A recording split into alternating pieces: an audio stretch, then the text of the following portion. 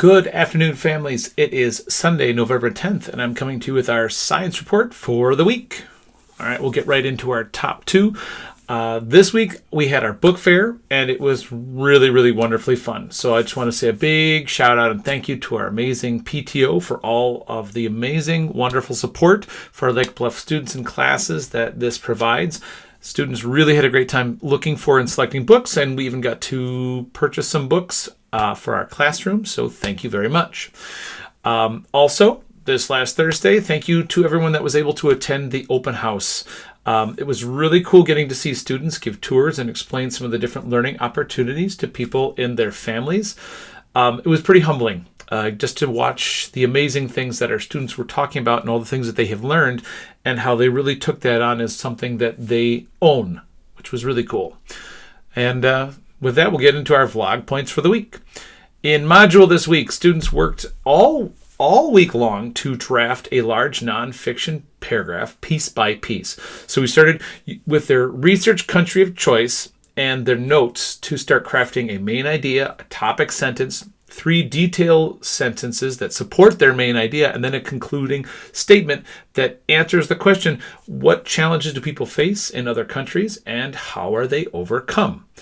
I'm really proud of how hard the students worked and their perseverance that they showed in completing this task. This was a huge undertaking, and every single student has improved in their writing and their note-taking and their editing skills. So we're going to be using that as we move forward into our next unit, so good things to come.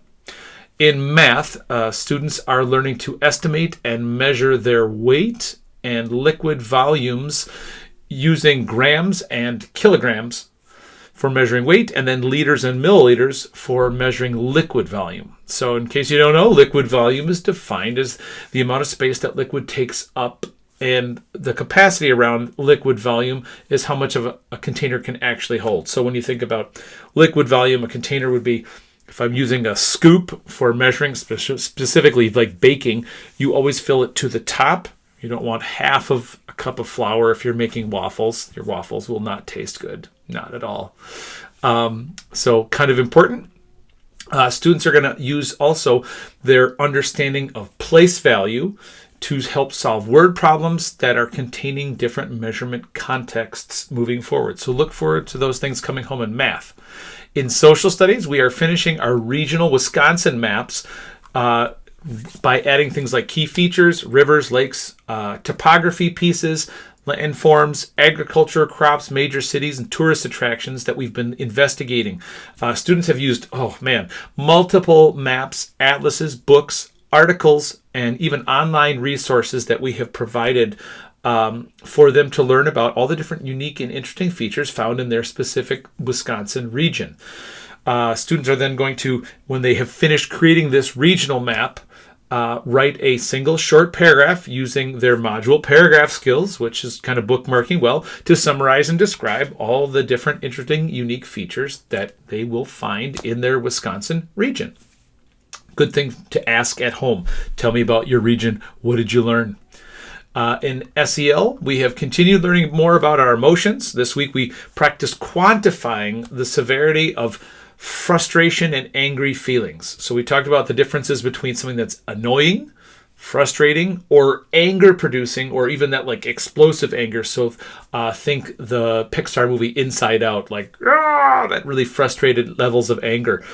We're going to be talking about how there are different calming strategies that we can use and employ when some of those strong feelings, anger specifically, kind of take over and hijack our calm and focused brain.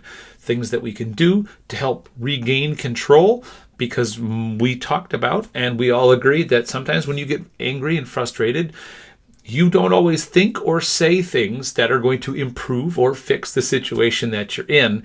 And what can we do to kind of regain that stability and that calmness so that when we do try to figure out and solve whatever problem is happening, we're using our thoughtful and engaging part of our brain, not that angry, frustrated part that sometimes can make things worse when we just let it go. So, but I hope you've had a fantastic weekend. There's a lot of rain this weekend, so if you had a chance somehow to get outside somewhere where there was sun or get a walk when you could, I am envious, but I hope you had a wonderful week, and we will be moving into our next week just tomorrow, so enjoy the rest of your evening, get a good night's sleep, and I will see you tomorrow. Bye.